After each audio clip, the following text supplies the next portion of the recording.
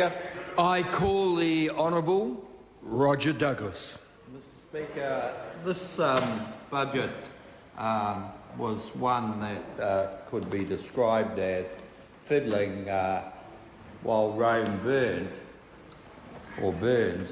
And in many ways I believe that whilst it may not do much harm, it will cause a degree of uncertainty which we could do without. There is a need, I think, Mr Speaker, for some comprehensive change, and we certainly haven't got it in this budget. And as a result of that, of course, this particular piece of legislation, there isn't much to it. We might as well pass it and get on with it. But one point I do want to raise is I believe that the assumptions that lie behind this budget are in some ways quite heroic. Now, they might prove to be accurate, and I'm sure that Treasury or whoever advised the government have done their best. But I just wanted to raise 3 or 4 points, Mr Speaker. Since 2008, nominal GDP has risen by 16 billion, from 183 billion to an estimated 199. In the same period, core Crown expenditure has risen by 16 billion, from 56 billion to an estimated 72 billion. In other words, government has taken to itself the entire increase in nominal GDP. Nominal GDP went up by $16 billion. The government's expenditure went up by $16 billion. What do they leave for the private sector? Nothing. They crowded the private sector out, and no wonder the country is in some difficulty. And what I'd ask the public is, what did you get from this massive increase in expenditure? For a family of 4, that increase in government expenditure is $16,000 for a family of 4. And I want to ask the average family out there, what did you get for that $300 extra the government's spending, so-called, on your behalf each week? Do you feel better off? The families I meet, Mr Speaker, certainly don't feel any better off. Can you buy more groceries as a result of the government spending an extra $300? I don't think so. Can you take your kids to the movie theatre? No, I don't think so. And there is no free lunch. So what do we make of it? Let's have another look at one point, and this comes to my heroic assumptions. The estimates of core Crown expenditure by the government in recent budgets have systematically underestimated core Crown expenditure on average by 6.83%. Now, my question is, what leads us to believe that this year they've got it right? In previous years, we've seen a massive increase. This from now, they're talking about it being flat.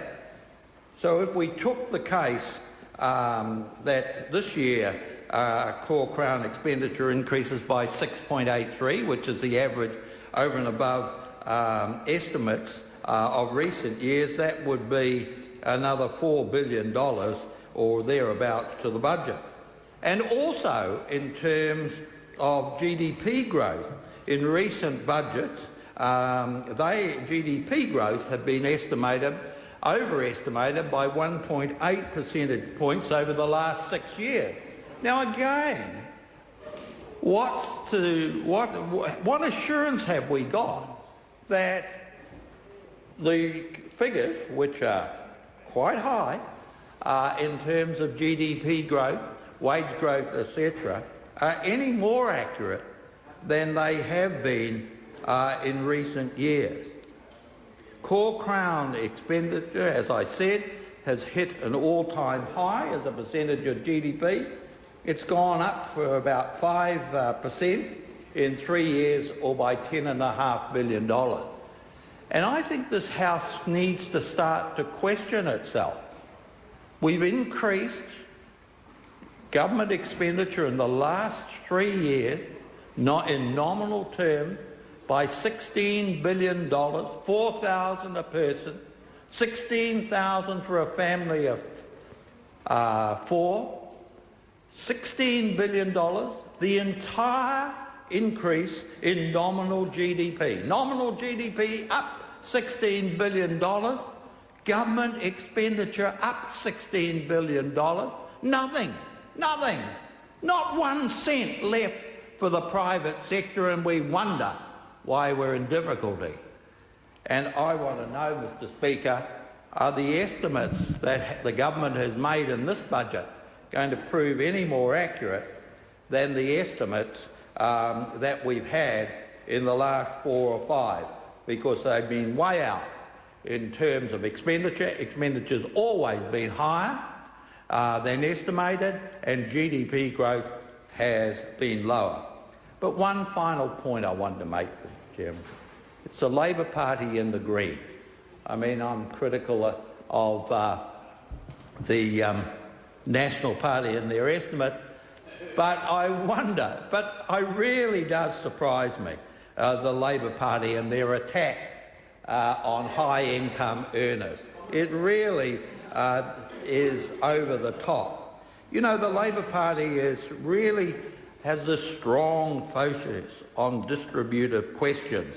That is, they tend to think that to help the poor, you must hurt the rich. And you've heard it in speech after speech from the Labor Party and from the Greens.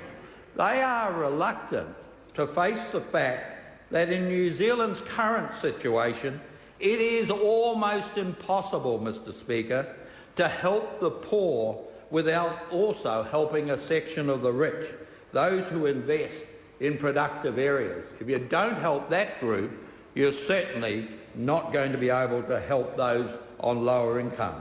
If they weren't so one-eyed, those old colleagues of mine, they could just possibly construct something really radical, a radical scheme that might just be redistributive and growth-orientated. I don't hold my breath.